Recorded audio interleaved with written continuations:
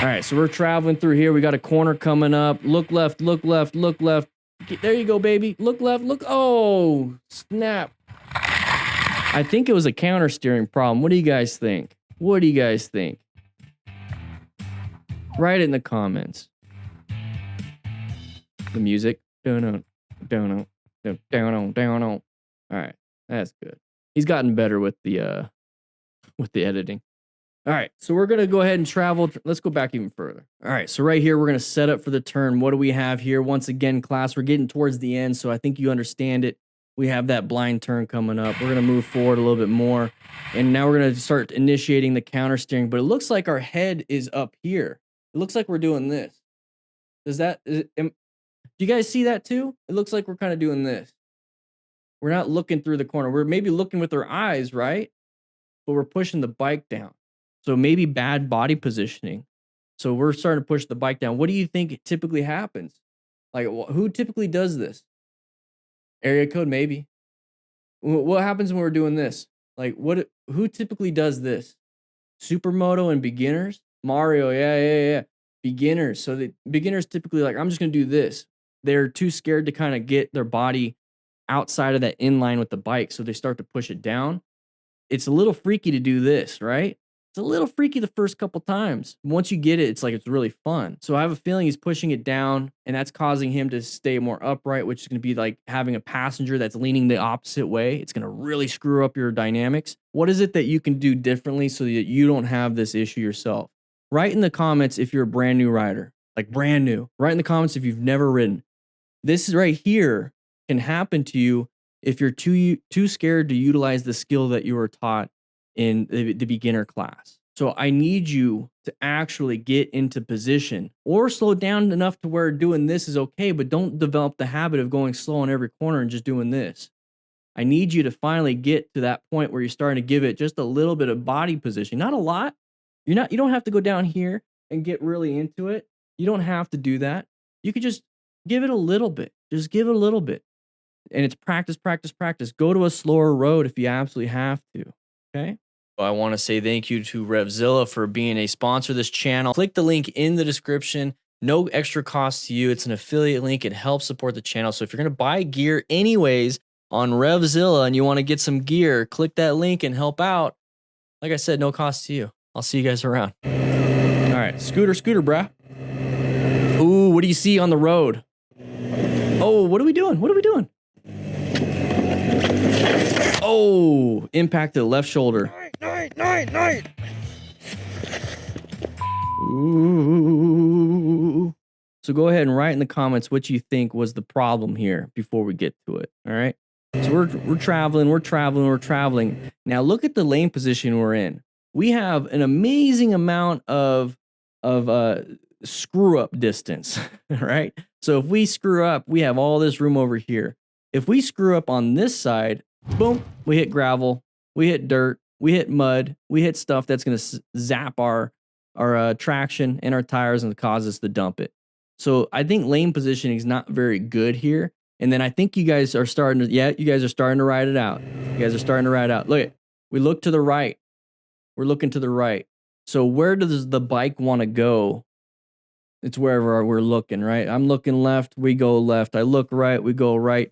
And it's really based off of our shoulder movement. So let's take a look at this. There's my shoulders.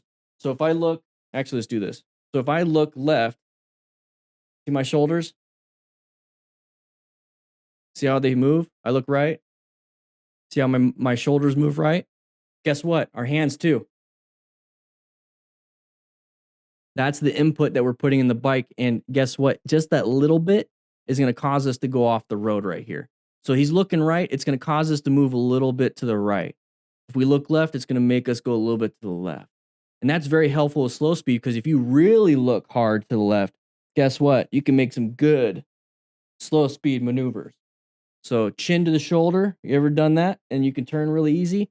Well, if you just turn a little bit, boom, you're going to go off the road. I think that's what happened here. Look. Now we got to here. We looked right a little bit. Now we're here. How do we get back on?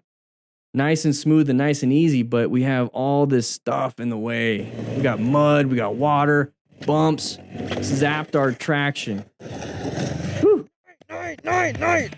Probably Tan. Yeah, so great, great observation, Tan. Let's take a look at what Tan said. So Tan mentioned, I assume he's too scared for a possible passing car, making him go too much left, causing his demise. Yeah, so on the screen, it's to the right. I don't know. Anyways, I get what you mean, though. Because maybe he's going as fast as this little scooter can do. So he's off to the side to allow vehicles just to go zoom past, right? So if you're in a position to where you have a low CC bike and you're on a road that you cannot go to the speed limit, this could possibly happen to you. So stick to roads that you're used to, like waterfalls and rivers. We're going around a corner. 30 said 30. Blind corner. There's the hazard. Oh, what do you think caused the loss of traction on this motorcycle rider? Probably beginner and had that sudden scare, no ABS. Tan. Great. Locked up the front brakes, loose gravel. Okay, so here's the thing. We're starting to pick apart the whole area and situation. So you guys are like advanced situation awareness peoples now. So it's not just our front brake and loss of traction. It could be the environment around us. And that's what I love about this class is that we're starting to pick out different factors that may or may not be part of the situation, but it's allowing all of us to keep thinking. Okay, this is like a good refresher if you're about to go out for a ride. You can see it right there. So you got gravel on the sides. My hand keeps disappearing this far. Over there, we got gravel. So think about the rain. Think about leaves. Think about grass clippings on the ground. Think about snow. Think about possible ice. Think about gravel when you're out in the desert, or on a road that's closer to the desert. Just think about all these different factors. And if they are scaring you, how do you mitigate that? With good training, constantly practice it, develop your rider confidence, remove that rider anxiety, and it's going to help you out quite a bit. Okay. So we're going to be moving forward. Let's go ahead and make me smaller. Moving forward. So we also see right here 30. So we should be going 30. We can't see what this person's doing. So it doesn't look like they're going too fast. But what else is a possible factor in this situation? We talked about environmental. We talked about too much front brake. So that might have caused some of these issues. But what do we have here? What's another problem that we have? We have lower visibility, bad line of sight. Okay. Line of sight is the direct where your eyes are going. Okay. So right now, your line of sight is blocked by this really cool microphone where you can't see my face. Line of sight. But if you moved off to the side or if I start doing this, now you have better line of sight. You can see me. So if I'm stuck behind a vehicle and I'm riding and I can't see around him, I just do this a little bit. I can see around him pretty dang well. So it's just about positioning. And right here, environmental just takes away your line of sight. So there's nothing you can do about it when it comes to positioning. What is it that you can do when it comes to anything that can hopefully mitigate this problem? I'm trying to find the words. I'm trying to help you guys out. Let me know what it is that you guys can do in the comment. I'm going to tell you right now, though. Slow it down a little bit. Okay? Slow it down. It's going to buy you some options. Okay? If there's something around the corner and you're going slow, guess what? You can handle it, right? If you're going fast around the corner, guess what? You have split seconds, milliseconds to do something.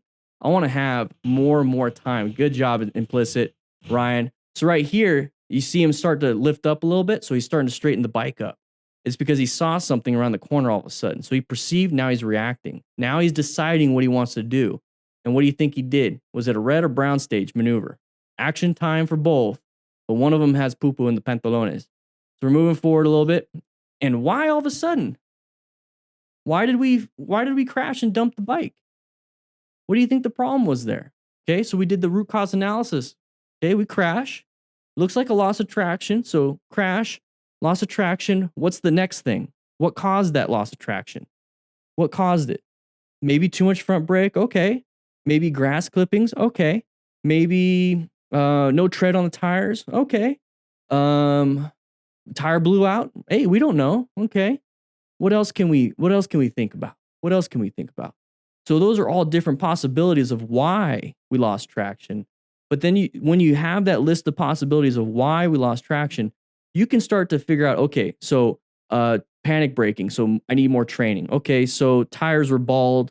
I need to replace my tires. Tire blew out. Maybe I need to watch out for wear and tear, dry rot on my tires, or watch out for potholes from now on.